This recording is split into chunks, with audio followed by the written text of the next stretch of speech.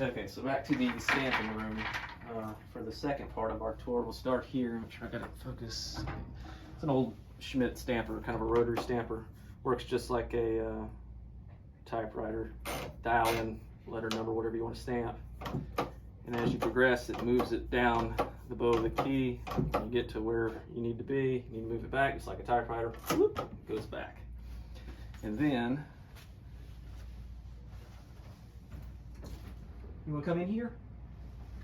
We don't want to be on the video this time. Single stamps.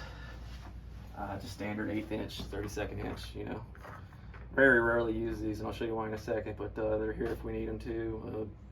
Special key symbols for some older accounts, stuff that they want that doesn't carry any sort of meaning except to them, sort of a blind code. Preset stamps, emergency control, master, stuff like that. Construction.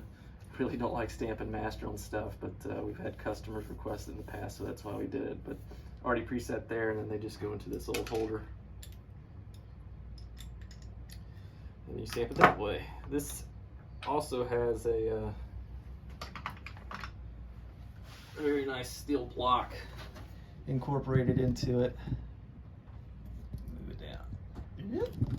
So you can really get, you know, when you're stamping, get really carried away with it, don't have to worry about anything flying. And then we've got a stamping block Best makes, used to make, I don't know anymore. So there's that one. And then, the reason why we rarely use those is because we've got pneumatic number roll stampers right here. And two on, well, furthest left, furthest right are preset, so they don't get as much use as the middle one. I know. Pneumatic switch at the top on both of these, but they're preset to something that we stamp on most of our keys, so we don't really change those out. This is the one that really gets changed out. Since we use it so much, it's got a foot press on it, foot pedal. The way this works is you can pull the whole carriage out, the whole jaw, and then, if I can do this with the camera,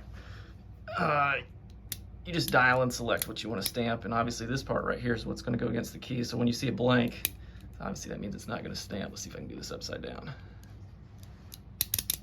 We've got it marked in red, so that'll let us know when it's an empty. So there it is. So basically that's how you do it. And then to change the wheels, if you don't do it often enough, it's very hard, but I've done it a million times. So you just align that set screw right there and push it all the way through. You don't want to pull them all the way out, because then you really have to try to get it set up because of that spacer right there. But basically, you know, you've got wheels A through L, M through X, and then you got special ones that are like 0, I, Y, and Z, stuff you wouldn't normally use. But you basically figure out what you need to stamp and then orient the wheels in that order. And once you're done,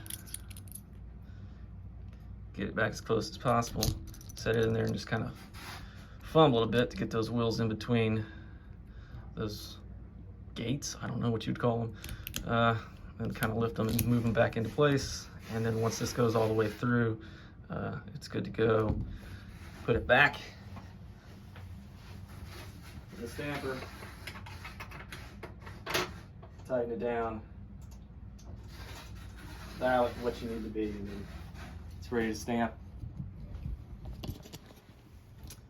This right here works, well, we've got it, you can kind of see it, there's some colors for our popular bow styles that allow us to move left, right, forward, back, all kinds of stuff like that.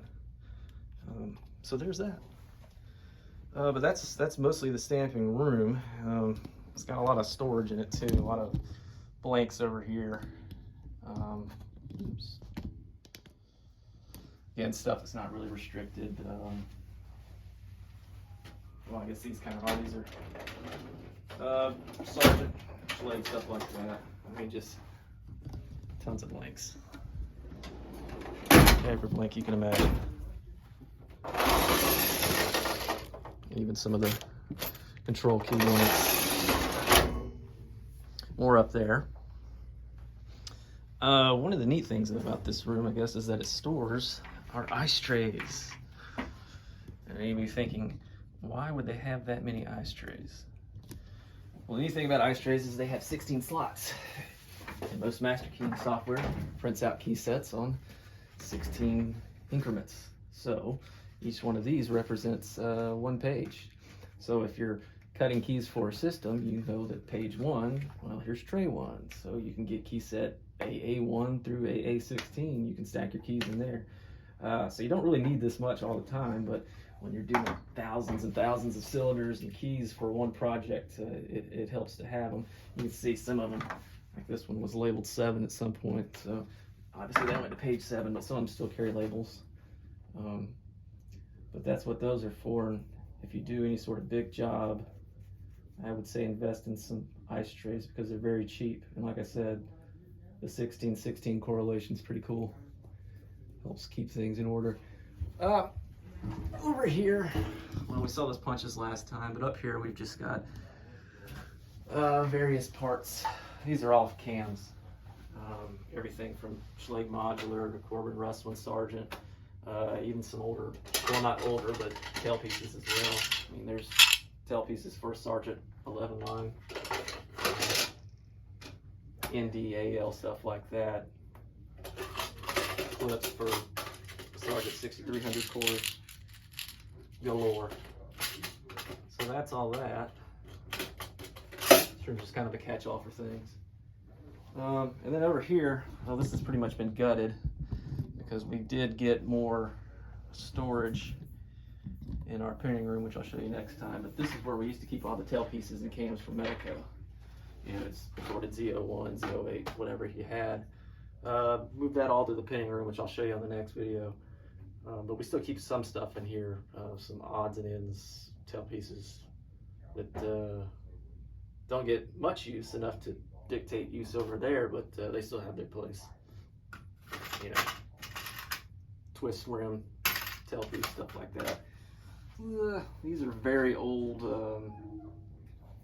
Medico pins that I don't know, don't use anymore. 60 series pins, you know, the driverless cam lock, stuff like that. They've got their own place over there. I don't know why these are still here, but yeah, they got their spot. Again, more parts. Where's it at? Keep our sidebars here. This is for M4. So those are the M4 sidebars. Then we've got older ones. Bunch of the biaxial M3. You see the M3 slider right there. So little parts for Medico all over there. Hose, because we have a central vacuum cleaner here. And there's Luna the shop dog. Luna, say hello. She wanted to be in the video last time, and now that she has her opportunity, she don't want to be on anymore.